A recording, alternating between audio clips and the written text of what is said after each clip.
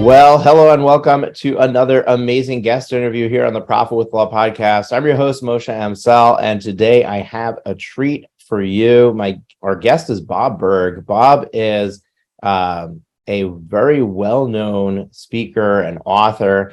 Actually got in his world came into my radar because of Joey Vitale. So I want to give credit where credit is due to Joey. So thank you, Joey, for making me aware of Bob, his writings, and ultimately the connection that we now have. Bob Burg speaks with entrepreneurs and sales professionals throughout the world on how to build powerful business relationships, effectively communicate their value, and cultivate endless referrals. He is co-author of the international bestseller, The Go-Giver, which has sold more than 1 million copies and been translated into 30 languages. Bob is also co-founder of the Go-Giver online community network. Bob Burg is a Hall of Fame speaker and co-author of the international bestseller, The Go-Giver, which has sold well over 1 million copies and been translated into 30 languages. An unapologetic animal fanatic, he is also an outspoken advocate of entrepreneurship and the free market, believing the amount of money one makes is directly proportional to the number of people they serve. Bob, welcome to the show. Hi, thanks, Moshe. Great to be with you. Same. And I always start with asking somebody, like, give us your backstory. Like, there are people who may not have heard of you or don't know your story.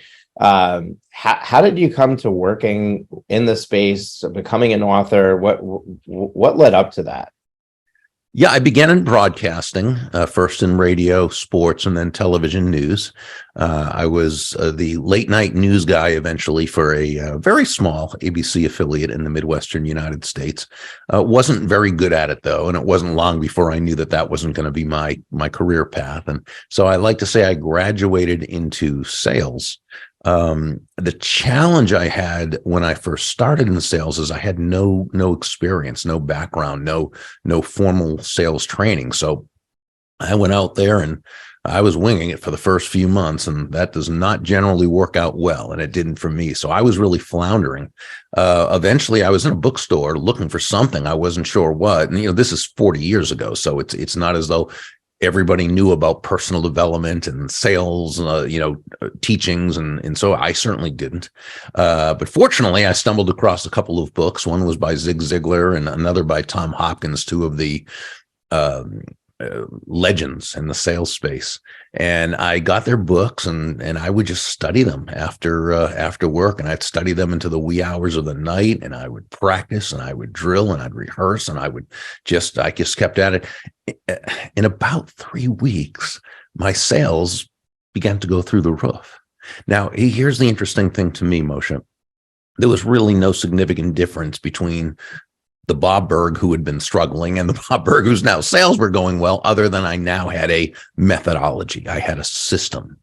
To this day, I personally define a system as the process of predictably achieving a goal based on a logical and specific set of how-to principles, the key being predictability. If it's been proven that by doing A, you'll get the desired results of B, then all you need to do is A and continue to do A, and you'll eventually get the desired results of B. And that's what happened. So I became fascinated and loved sales. But what I really loved that I discovered was the personal development aspect of it.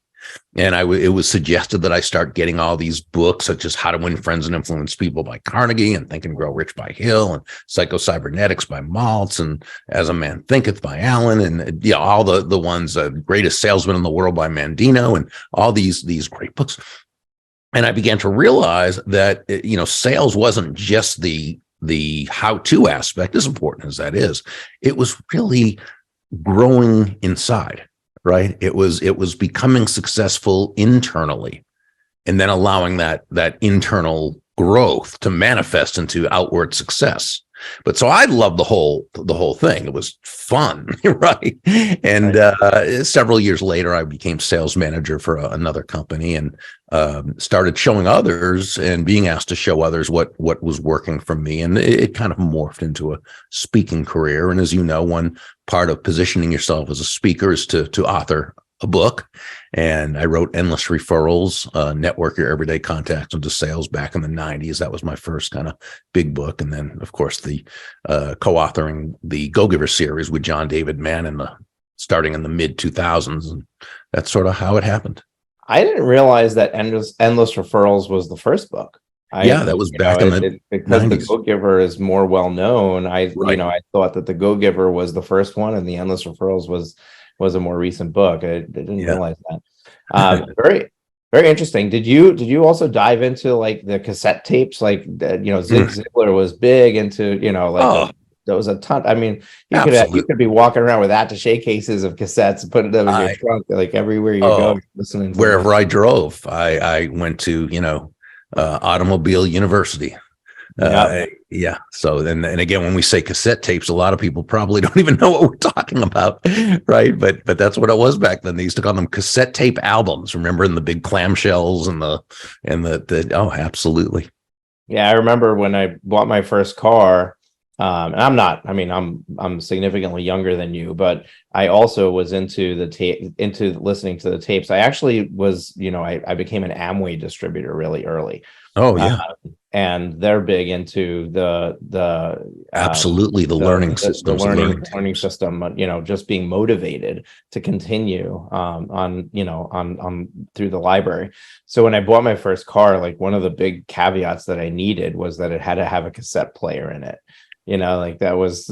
I'm kind of surprised though I'm surprised that you look too young to really know cassette tapes. I would think you'd have started in the DVD or CDs, excuse me, the CDs, which was after the cassette tapes. You look more like that age group. So you must have good genes. CDs came out when I was a teenager. But all of these vast libraries and distribution networks of material still had the cassette tape. I see. Okay. Yeah. But I grew up, when I was a kid growing up, it was cassettes, and but that was, that I was firmly in the tail end of that journey. Mm-hmm. Okay. So you learned by the seat of your pants to become a good salesman, and kind of morphed into a speaking career. But let's look at your sales experience, because our listeners are law firm owners.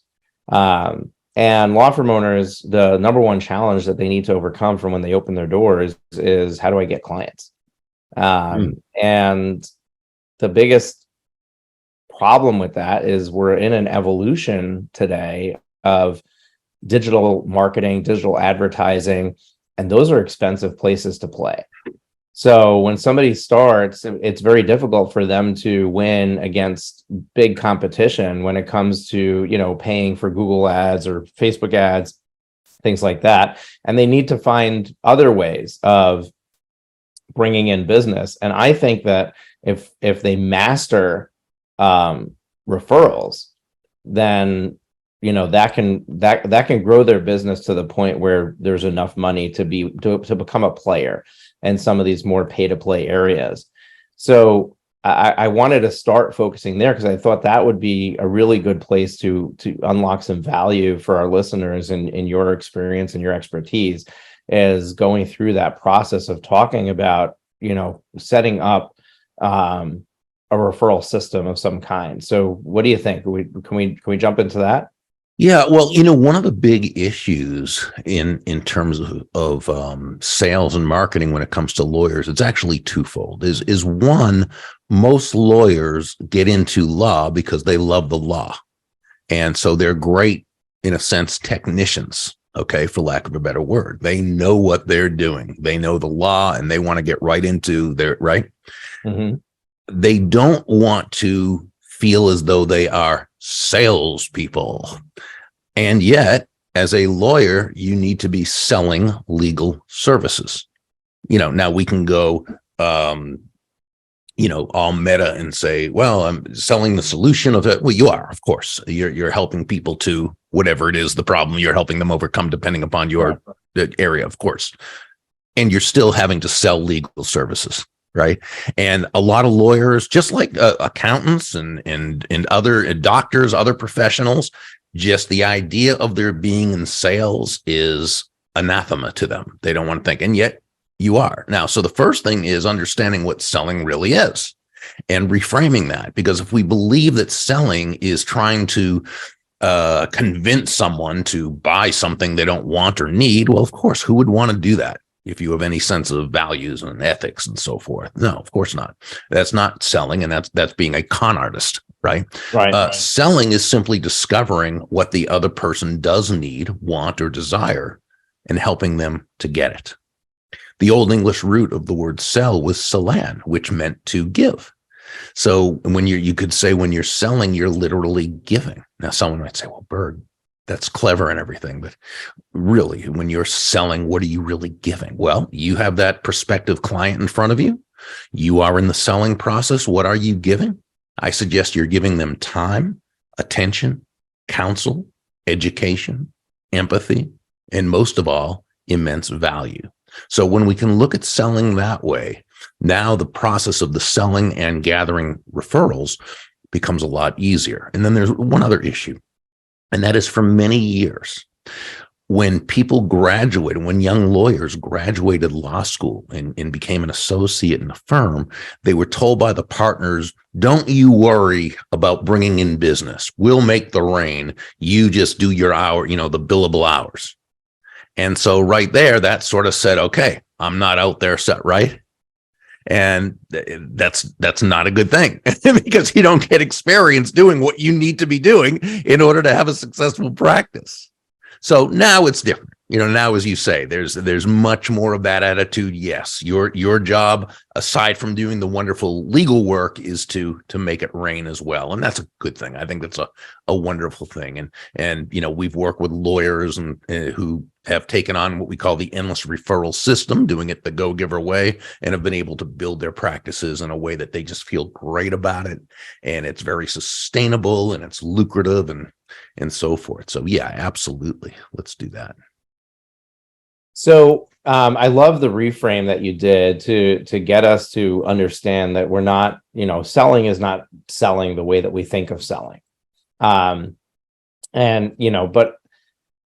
I think that there's more to it. Like when we dive into referrals, I think that the understanding of service, like what we do is service. What lawyers do is we're in service to others. And if we recognize that somebody has a challenge that we have the solution to, mm-hmm. and we don't do our very best to figure out how to get that solution in front of them, we're actually doing them a disservice. Absolutely. By not doing that. If we lean into the reframe even a little bit more, we can touch on where we really want to be, is to understand that I have a fundamental obligation as an attorney that does X, Y, Z, whether it's family law, criminal law, bankruptcy, estate, whatever it is, PI, any of those things, all of them, I have a solution to somebody's problem. And if I don't do my very best to be able to be visible to them so that they know I exist, so that they know that I am the solution to their problem, then I am actually doing them a disservice. And I think that when we come from there, it can help take away a lot of the mental blocks and the things that are going to get in our way, where we just we get in our own way and we don't take the action we need to take because we're afraid to do that. Yeah. So I buy into the idea of building a business on referrals. I think that it's amazing. I think that to some point you can grow your business to offer referrals. But you said at the beginning something very interesting, and I want to lean back into that, and that is that a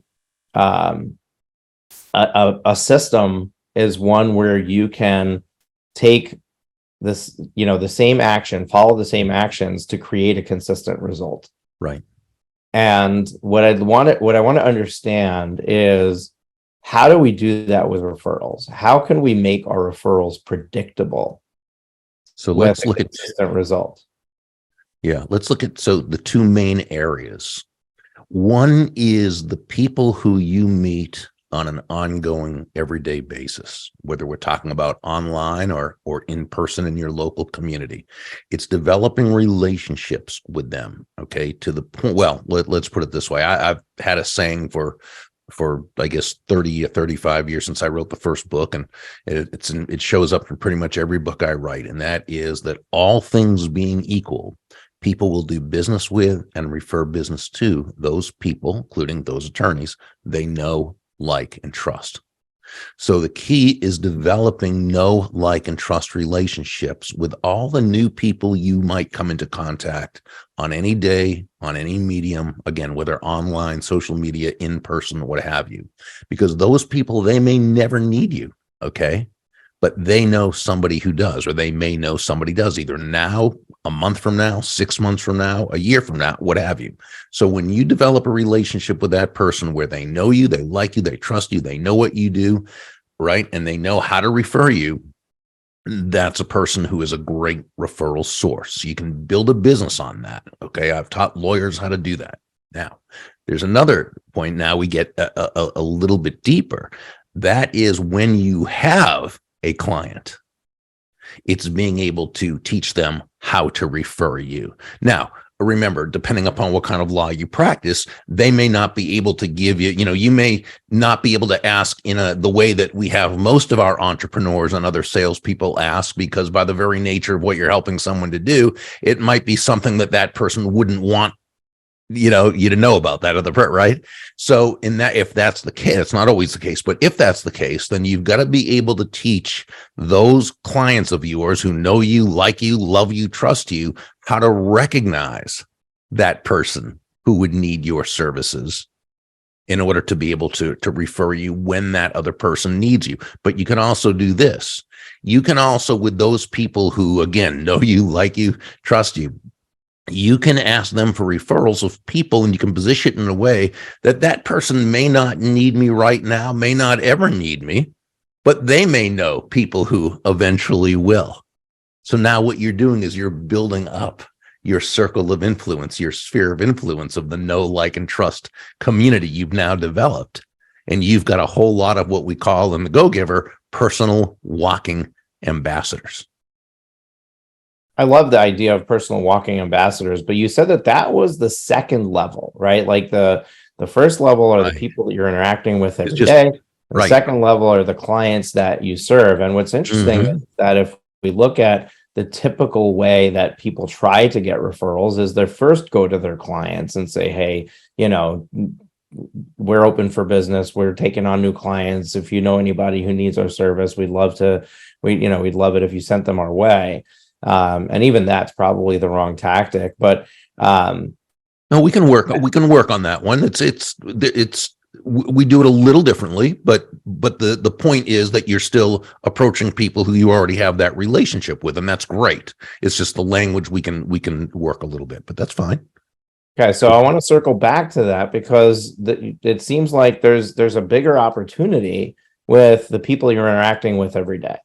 And I'm curious if this is people you're interacting with anyway, or if this is an opportunity to find people that you should be interacting with every day, and developing a relationship with. So let's start there with, who is this that we're referring to in that first level?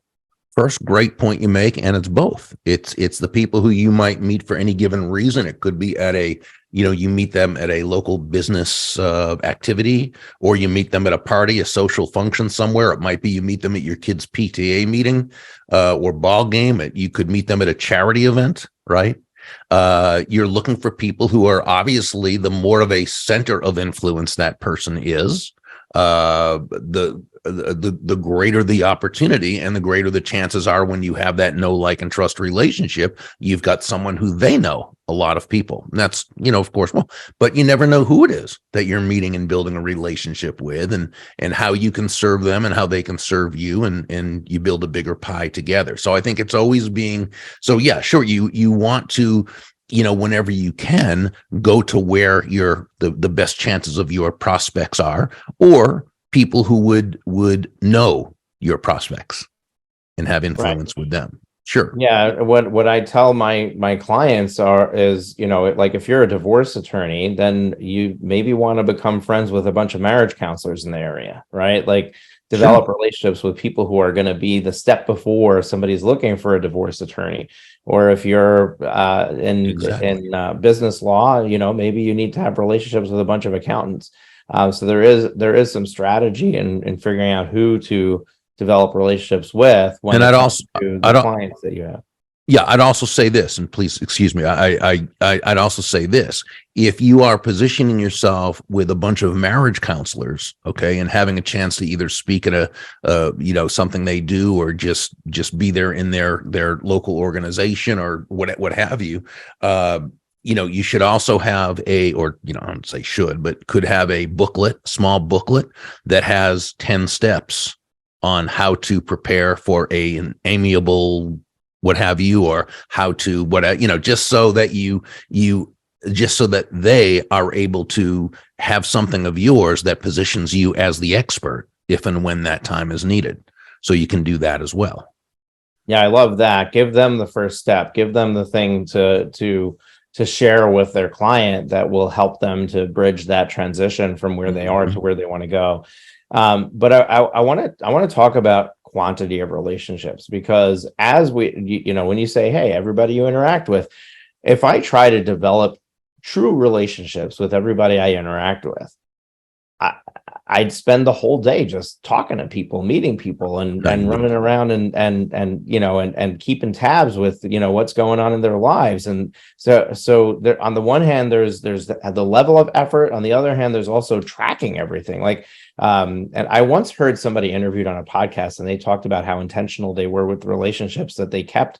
At the time, it was an ACT database. I don't even know if ACT is still around, but it was an ACT database that they were maintaining, where everybody they came in contact with went into the database, and they put notes in, like, this person's son is applying to UCLA. This person's, mother has cancer or whatever. And then this way, the next time that he talked to them for whatever reason, he can easily access those notes and say, hey, last time we spoke, you told me about your mom. How are things going? Is everything okay with her? Is she making progress in her recovery? And stuff like that. So my question to you is how much is this? How intentional? Like, what is the level of relationship we're building? Yeah, so you make a great point. Let me clarify what I meant when I said everybody. I meant potentially. I meant it could be people who are specifically in your niche or target markets, or it could be anyone you meet. But that doesn't mean everyone and anyone you meet is someone you're going to create a relationship with and build a relationship. It just means the possibility is out there that you never know who that person is. So yeah, intentionality is very important.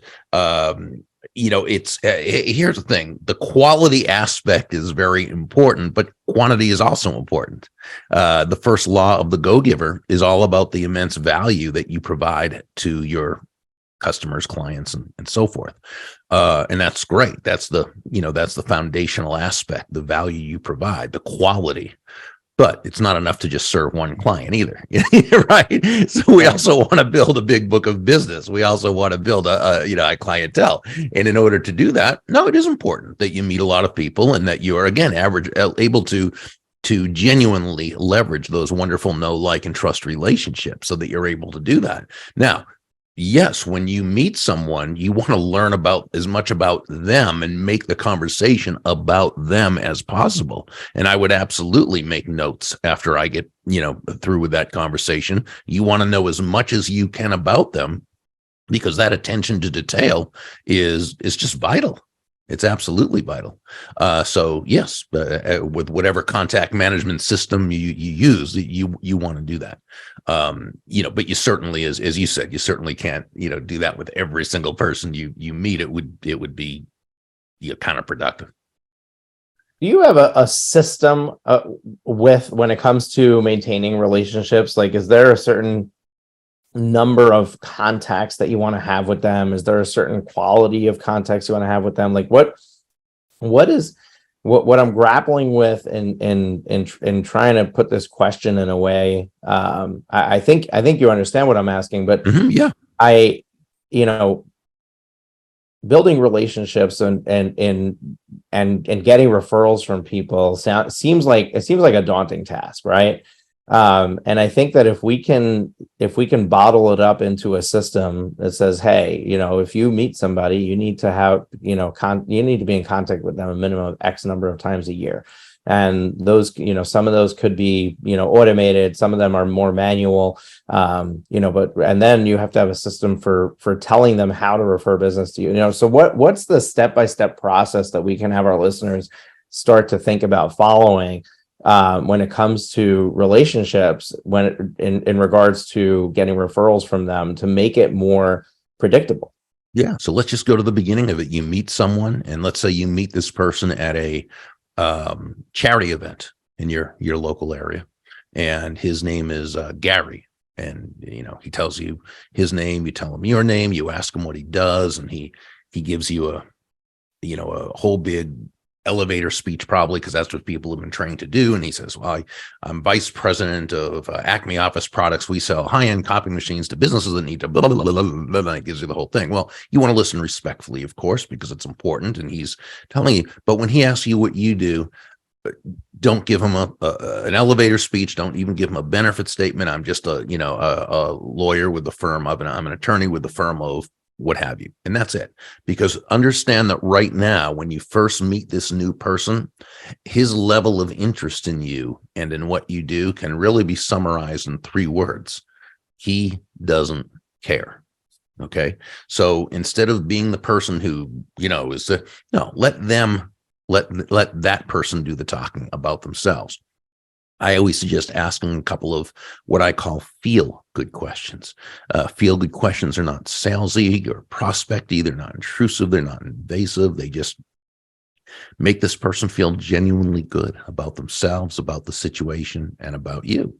First question I would usually ask is, Gary, how did you get started selling copying machines? Or I might say, how did you get started as an office products professional? It's a little more gracious. And he's going to give you that answer. Now, this is not a slick question or a clever question, Moshe, but it is a question that people love to answer. Why? Because you're making them the star. Unlike everyone else they meet who wants to talk about themselves and their product and their service and about what they've done and accomplished, you're asking this person to be the movie of the week, right? And you're the audience. Gary has never asked that question. Gary's own family has never asked him that question. And here's you, who he just met, who's asking him that. Very powerful. The next question, the second feel-good question, is sort of a follow-up to that. And it would be, what do you enjoy most about your work? Or what do you enjoy most about what you do? Again, this flies on the face of so much traditional teaching where we're supposed to immediately find their pain so we can come to the well, it's kind of counterproductive. Why? First, they don't know us well enough to start giving us their horror stories, and they may not be a prospective client right now. They may be in the future, or they may know someone who is, but right now this is not the time to get into that. Instead of finding their pain, find their joy, make them feel good about themselves and associate that with us. So it would be, what do you enjoy most about your work? And he's going to tell you and feel good about it. Now, you've established right there within a couple of minutes the beginnings of a really nice relationship. He's enjoying this conversation immensely. And now it's time to ask what I call the one key question that will separate you, that will distinguish you from everyone else he's ever met. It's not one of the feel-good questions that I ask. It's its own separate question to be asked only after that initial rapport has begun to be established. And the question sounds something like this: Gary, how can I know if someone I'm speaking with is a good prospective client for you? How can I know if someone I'm speaking with is a good customer for you? Now, a really great way to frame this is to say, Gary, I always love connecting good people with other good people. Tell me, how can I know if someone I'm speaking with is a good prospective client for you? Now, I love that question. Right. You've just totally, again, you've let him know your interest is on him, right? But even the way you frame the question, his answer is going to help you to know how to look out for his best interest, which he understands this. And right here, within a few minutes, you've just taken on special meaning to him. Now, at the end of the conversation, you're going to get Gary's card, and he'll ask you for yours probably, but that part doesn't matter. Give it to him, but your card could be thrown out at his earliest convenience because he doesn't know what to do, but you've got his card. And so you're going to follow up that very day or next day with a personalized, handwritten thank you note. I put mine on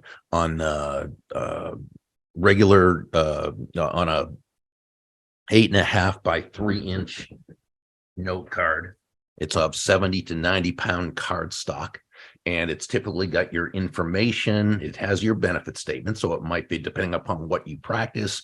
We help companies, blah blah blah, or we help individuals to blah blah blah, what have you. Very short. And you want to have your picture, a professional looking picture on here. Notice there's lots of white space. This is not a direct mailing piece. It's a thank you note. And I'm going to tell you, there's a lot of lawyers who will say, no, that's not professional. Let me tell you, I've had lawyers who have built their business and they credit this to a large part because they become avid note writers, and this will stay on people's desks. They'll keep them. Okay, you want to have that part, but then the note is important. And if you'd like to use this as a model, just go to Burg, BURG.com/note card, and it will pop right up. And so in blue ink, okay, because blue ink looks more personalized. In blue ink, you'll simply write, "Hi, Gary," or "Dear Sandra," or "Dear Ms. Johnson," or "Hi, Mr. Malish," however the relation's been established. And then it's just this: "Thank you. It was a pleasure meeting you. If I can ever refer business your way, I certainly will. Best regards, Bob," or what have you. Now, put that in a regular number 10 envelope. Hand stamp it, not a meter stamp. We want this to come from a friend, and handwrite their name and address. Send it out that day. Imagine what's going through their mind when they get this. So first of all, it's a letter they're going to open. It comes from a friend. They take this out. They see your picture. The warm, fuzzy feelings come back. They loved the conversation, and now you're not selling anything. You're just thanking them for the meeting. And if you can ever refer business their way. And what does this say about you as an attorney? This guy or this woman must be great.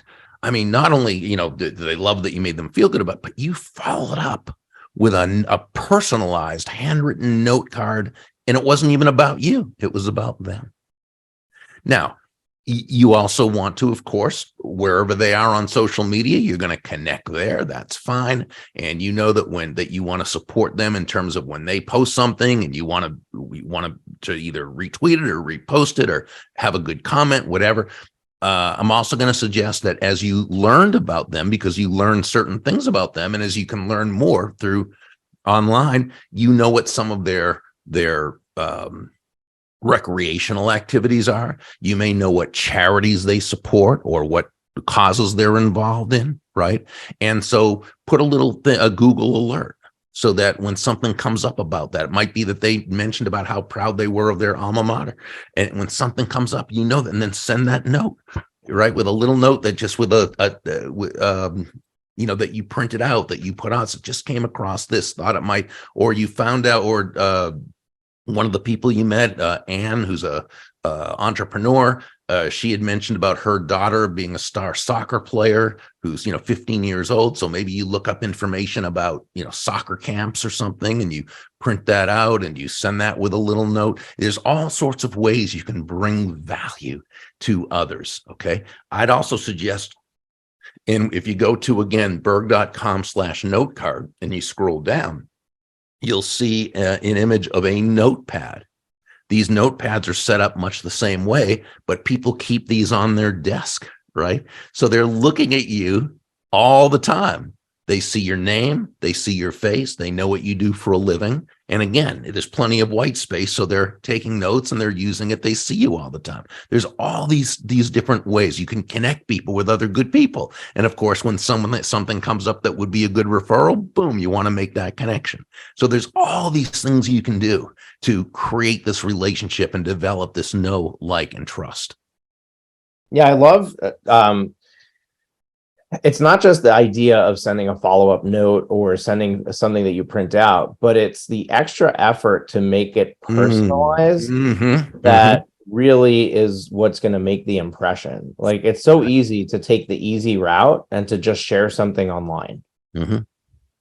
But if you go through the steps of printing it, putting it in an envelope, and sending it in the mail, on the one hand, it's almost ridiculous. Like, why did I do that? I could have just sent it online. They could have got it instantly. But at the same time, when they receive it, it's the message that they are receiving with it, the underlying unwritten message of, hey, I thought so much about you and our relationship that I took the time to print this out for you, drop it in an envelope, and stick it in the mail. And remember the old saying, how you do anything is how you do everything. So what does that tell them about you as an attorney? Right? Are you an attorney that they would now kind of feel, wow, they go all out? You know, they're the type of person who does those things. And would they feel comfortable referring you to someone who they know, like, and trust, and who they're putting their reputation on the line? Sure, because you're that attorney who cares, who has their well-being at heart, and who makes that extra effort. Sure. Now, Bob, I know that we're just about out of time, so I want to. But this question is something I really want to get answered. So let's try to squeeze it in. Sure. What if I connect with 20 accountants, and I want to refer them all business, but right, I get somebody across my desk who needs an accountant. How do I determine who to send them to, or how do I try? Like, is it just try to send one to each, and then on the next go around send one to each? Like, how do you navigate referring business to somebody? Because I imagine if you refer business to them, then you've got them, right? Like, there's no better way to show value to somebody, right?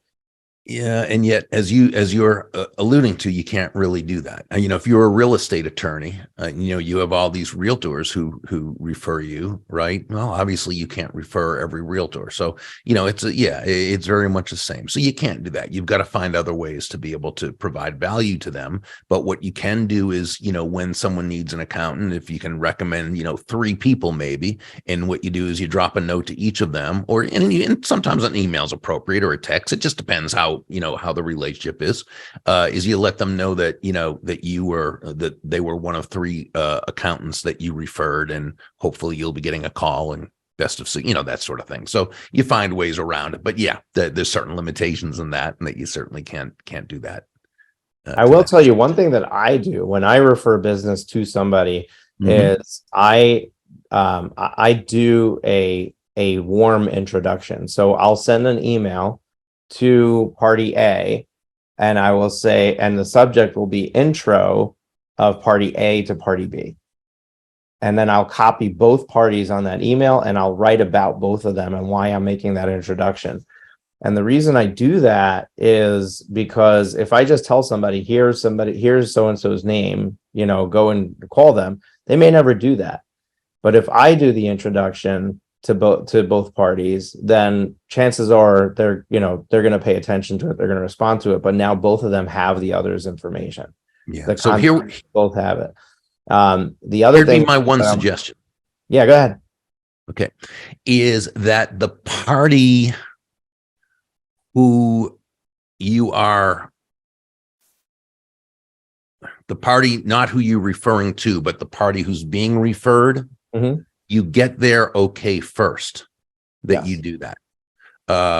Because, you know, the accountant is going to love the idea, right? You know, or someone who you're referring to, that's a no-brainer. Okay.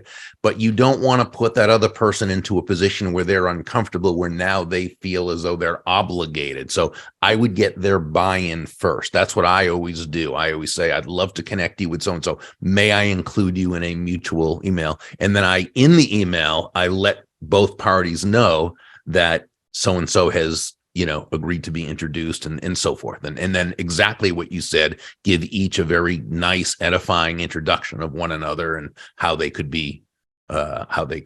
best work with one another. Yeah, and you're absolutely correct, and I definitely do ask first, like, hey, can I have your permission to go ahead and make that introduction? But the underlying piece of that is that I am training the recipient of that referral how to do a referral back to me. Yes, you are. And I think that that's key. And we didn't really get to hone in on this in our conversation today is, what is the right way? Like, how do you train somebody to refer business to you? Yeah. And I think that's a whole nother conversation we can have. Absolutely. And I would love to. All right, Bob. So as we close out, I'm going to ask you two things. One, parting piece of wisdom that you want to share with our listeners. And number two, how do they take the next step with you? You already shared how they can find out about the note card, and we're going to link that up in our show notes, which can be found at profitwithlaw.com.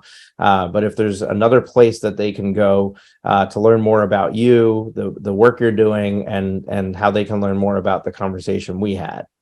Sure. The one thing I would say is, and this was told to me by a mentor probably 38 years ago. And, he had said, if you want to make a lot of money in sales, and we could say a lot of money in law, he said, don't have money as your target. Your target is serving others. Now, when you hit the target, you'll get a reward, and that reward will come in the form of money. And you can do with that money whatever you choose, but never forget the money is simply the reward for hitting the target. The target is serving others.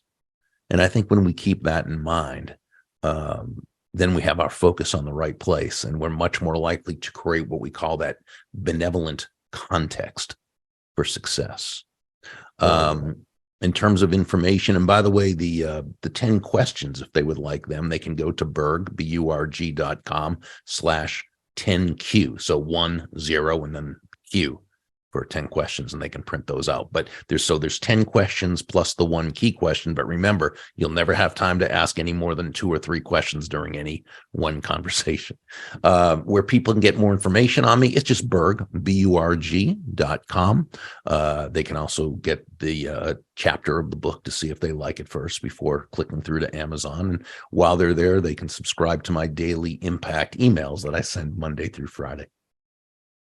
Yeah, I don't know how you do it, but I love receiving those daily impact emails. Oh, thank you. I would love to adopt the same practice. I just don't know how realistic it is for me to stay consistent with that every single day. But I do love waking up in the morning and seeing that email waiting for me. So that means a lot to me. Thank you. And I'm a new subscriber, so good. Yeah, so just sometime in the last couple of weeks. So thank you. Started consuming them. Really appreciate it. Thank you. All right, folks, if you are not subscribed to this podcast, make sure to hit the subscribe button in your podcast player, because we have amazing guests every single week, just like Bob, coming on the show and sharing their insight, their wisdom, and really helping you with the growth of your business. There's so many golden nuggets in today's episode, and we're going to put that all into writing for you in a blog post on our website at profitwithlaw.com, also called the show notes page. And there'll be a resources section at the beginning. Bob mentioned about the gazillion books that he read back in the day. We're going to list all those books for you, so you can go and click through and check them out on Amazon if you want to pick them up for yourself or pick them up on Audible. And Bob, really appreciate you today sharing with us. And we'll be back next Thursday with another amazing guest here on the Profit with Law podcast. Take care and have an amazing